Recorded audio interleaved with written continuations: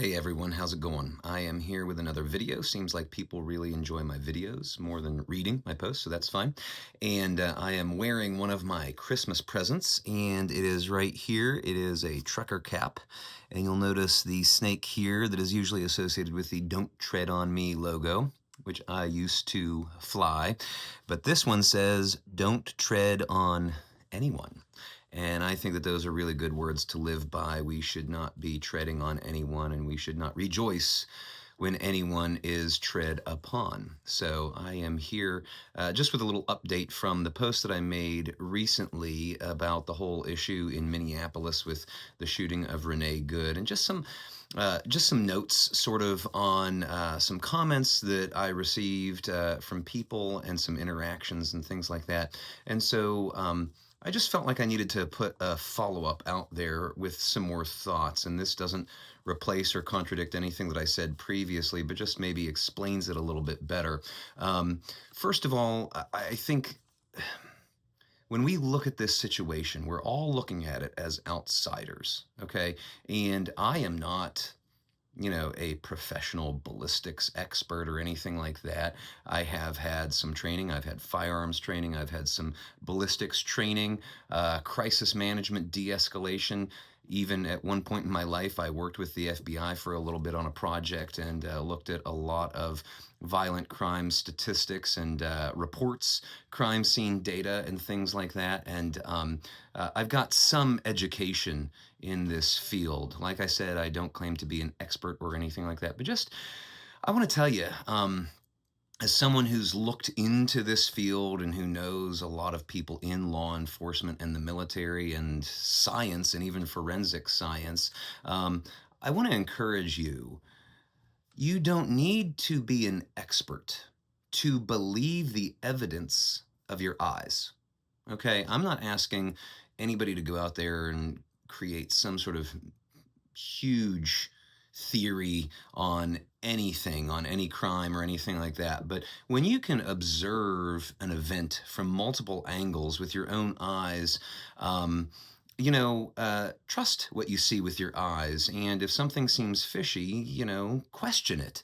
I'm not saying that there's conspiracies out there. I'm not a conspiracy theorist or anything like that. But just trust the evidence of your eyes. And if something seems amiss, if something seems wrong, sort of run with that and see where it takes you and see if you can do a little bit more digging, maybe talk to some professionals or something like that and come up with your own conclusions.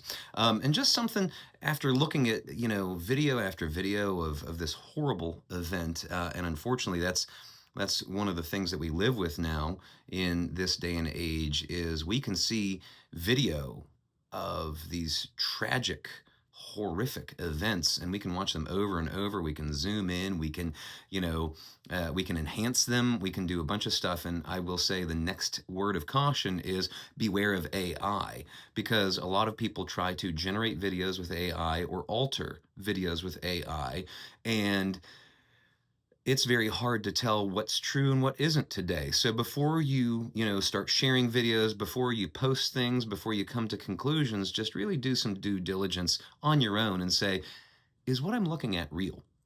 Um, I've seen, the videos, I've seen, pictures and things like that, have not seen any reports because they have not made them public or anything like that. But with my experience and the level of training that I have, looking at the pictures and looking at the video, it appears to me that the very first shot that was fired, which was fired through the windshield, based on where Jonathan Ross was standing in relation to the vehicle and based on Renee Good's position in the vehicle and the shot placement through the windshield, it doesn't look to me like that first shot could have entered her face or head region. And I mean, there could be ballistics that we don't know about that prove that it did. I don't know. But what I can tell you is even if that shot did not kill her, which it's possible that it didn't, she might have still been alive with that first shot. I can most certainly tell you the second and third shots, which were from the side as she was driving by and the firearm was raised higher at head level, those definitely did. So that's just the first thing. people have been arguing back and forth and even coming onto my page and stuff and telling me I don't know all the facts and I haven't seen everything. I've seen everything that you can see. And with my level of experience and understanding of ballistics and all this stuff, that's just my take on it. I'm not saying I'm a professional. I'm not saying that is the truth. I'm just saying that's what I see when I look at this stuff. And I tend to believe what I can see with my eyes. Regardless of ballistics, regardless of all that stuff, there are facts that are indisputable. An unarmed woman was gunned down in the street. Her vehicle then became a deadly weapon as it sped down the street with no one in control, because at that point in time her body would have been rigid, and if she was pressing on the accelerator, it would have. Bodies do this. With head trauma, they do that, and she sped down there. And what I can tell you is this situation did not need to end the way it did. Okay? There's a lot going on here. And I think that we need to really look at this objectively, removing political persuasions, removing our own bias from this as much as we possibly can, and look at the facts. And I want to tell you that some facts are abundantly clear. The DOJ actually has a policy on federal agents and the use of force, and they have a policy on using lethal force, especially in connection with a moving vehicle. And I want to tell you something. After reading this policy and watching all the videos and seeing all the images that have come out of here, ICE agent Jonathan Ross, who is a veteran of ICE, he'd been in the agency for at least 10 years. He was a firearms trainer. This was a man who had a high level of training. This was not some grunt off the street that they put a badge on. This was a veteran agent who should have had 10 years of training. He disregarded every single rule in the DOJ policy for use of force and lethal force regarding a moving vehicle. And that man took a relatively harmless, and I use those words carefully, a relatively harmless situation, and he made it exponentially more dangerous and deadly by his actions. Further, the agents who were around him, according to that same DOJ policy, had a duty to attempt to de-escalate that situation themselves. Instead, they escalated the situation. This flies in the face of everything that anyone with any type of crisis management training has ever received. We always de-escalate. We always choose the least amount of force necessary, preferably no force whatsoever, if possible. And these agents did not follow DOJ policy. They just didn't. There was no de-escalation. In fact, there was what I would consider escalation of the situation. And they took this relatively harmless situation and made it far more dangerous and lethal by their actions as well as their lack of appropriate action. So that's the first thing that I just want to tell you, based on the evidence of our eyes that we can see. You can see the video, you can read the policy, you know the trainings that were supposed to be taking place in this agent's career, and totally disregarded. Totally. The next thing that I wanted to talk about is, some comments that I received and some questions that I received, and I'm fine with that. I'm fine with people pushing back. I'm fine with people challenging me. I am perfectly okay with, people asking me to question my own understanding of things. In fact, that's how I come to my conclusions. Is I question what I presuppose to be true, and if what I presuppose to be true turns out to not match up with the facts or with the evidence, I change my opinion, or I change, my belief on whatever the issue is, because I think that that's another duty of a good citizen, is to look at the facts. And if the facts don't back up what you believe to be true in your heart of hearts, you have to then question if you're believing the wrong thing. So some comments came up that I really think need to be addressed and spoken to, And just a few. There were some long comments, there were some detailed comments, there were some, not nice comments, and that's okay. But just a few that I wanted to respond to, sort of here publicly in this format. The first thing was, don't, and I'm paraphrasing. These are not quotes because some of these were longer, and I just have a few minutes here. So the first one is, don't make judgments until a court gives a verdict. Yeah, we can see the evidence. Yeah, we can hear about this, but don't come to judgments about murder or crime or anything like that until a judge or a jury makes a verdict and comes to a conclusion. And then you can, say or do or believe whatever you want to. There's a problem with that because what if this situation, this incident, never goes to trial? What if it never sees a docket? What if there is no external investigation? Should we then withhold judgment and say, well, you know what? J.D. Vance says there's absolute immunity, and Kristi Noem says, the officer was in jeopardy for his life, and he was, firing upon a domestic terrorist who was, trying to run him down with her vehicle. We'll just, do that because there's not been a court, there's not been a judge, there's not been a ruling. So I can't believe the evidence of my own eyes and come to my own conclusion. We already know that they're withholding evidence. They do not want the Attorney General of Minnesota to look at the evidence. They have not released the case file to them. And by case file, that's everything. That's the vehicle, the firearm, the casings. None of that stuff has been released to the state for their own investigation, even though they have asked for it. So they are already withholding evidence. Kristi Noem, who's in charge of everything, Donald Trump, who's in charge of everything, they've already come to their own conclusion that this officer was justified in using lethal force.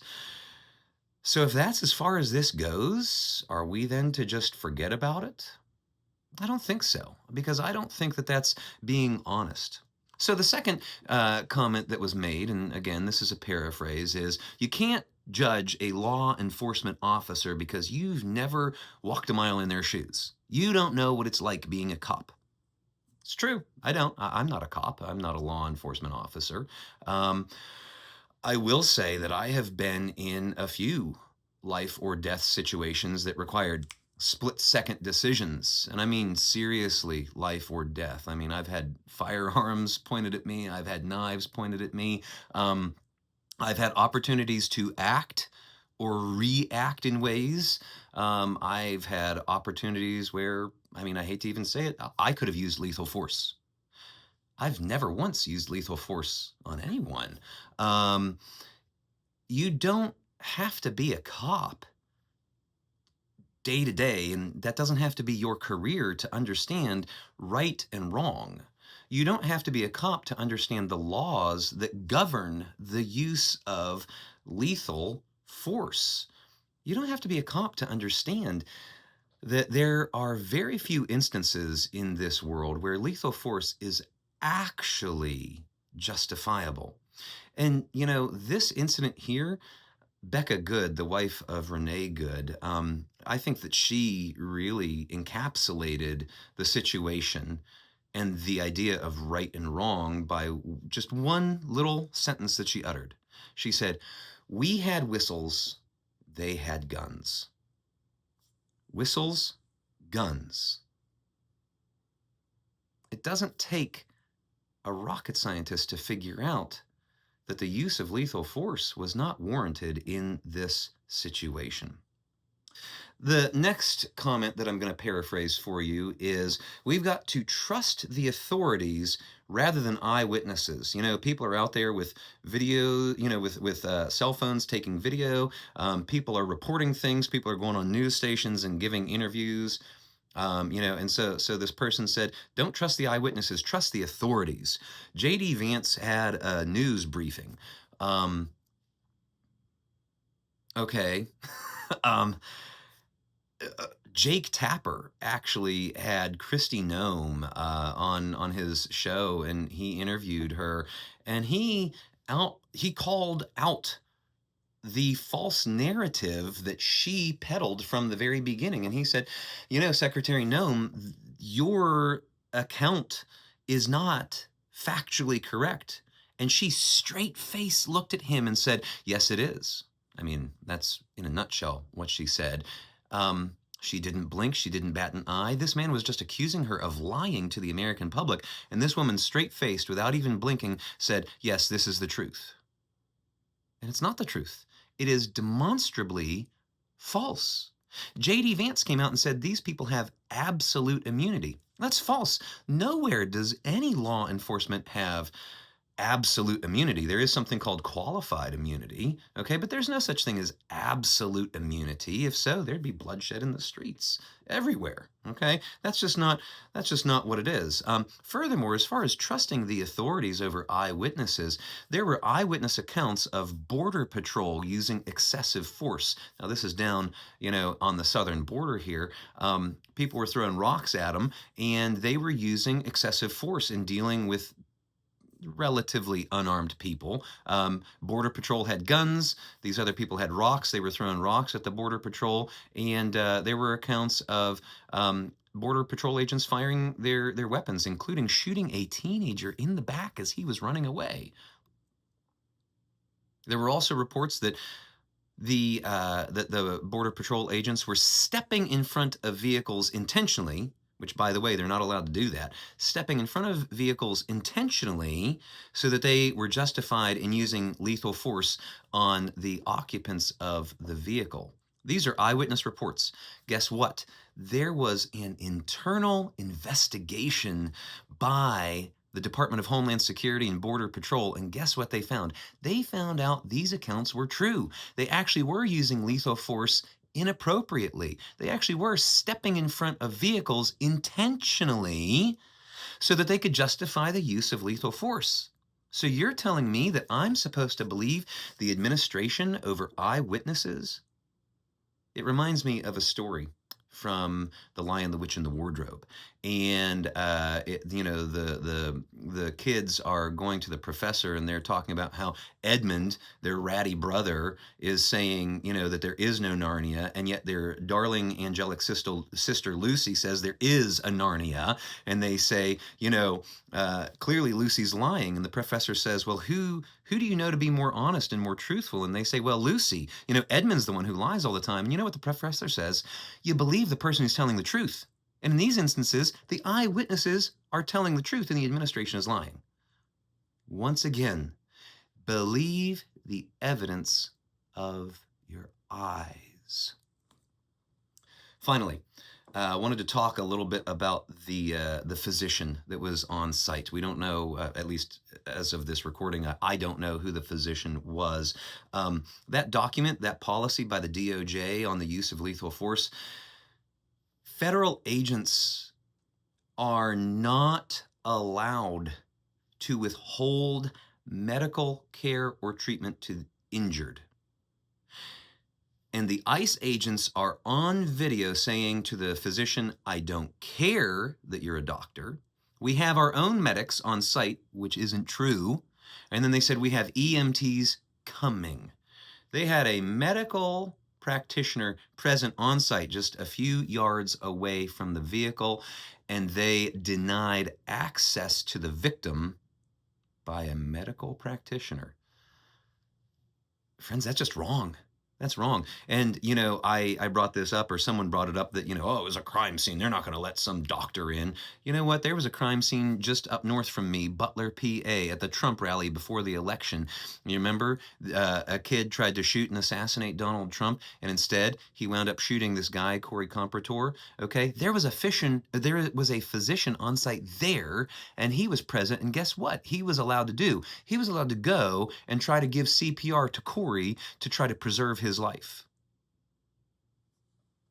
You're not allowed to withhold medical treatment from an injured victim. Doesn't matter if you think they're a domestic terrorist or not. And that brings me to my final point here.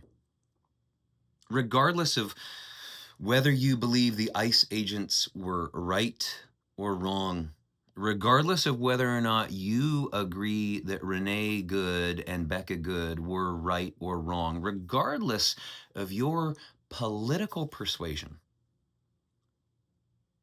whatever happened to human compassion and sympathy? You don't have to agree with someone politically to say that it is a tragedy that an unarmed woman was confronted in the streets in the United States of America by several masked men carrying weapons, and she was gunned down when she attempted to flee that terrifying scene. You don't have to agree politically to say that's a tragedy. You don't have to agree politically to say, you know what, it shouldn't have happened. That's just something called being a decent human being. I hope that this video has given you a little bit more food for thought. And I just want to encourage you, as I did in my video about what it means to be a patriot, pray for America. Pray for our leaders, even if you don't agree with them. Pray for those ICE agents. Pray for our citizenry. We're sitting on a powder keg. It's going to get worse and worse and worse. They're ramping up, they're doubling down, and of course the citizens are not being quiet. And I think it's going to get worse. We desperately need prayer. We desperately need a movement of God in our nation. And so that's what I pray happens. I pray for an end to the violence. I pray for an end to the rhetoric. I pray for an end to the division and the hatred in our nation, because this is not what we were founded upon. I think that we're better than this. So please take this to heart. Take care, and God bless.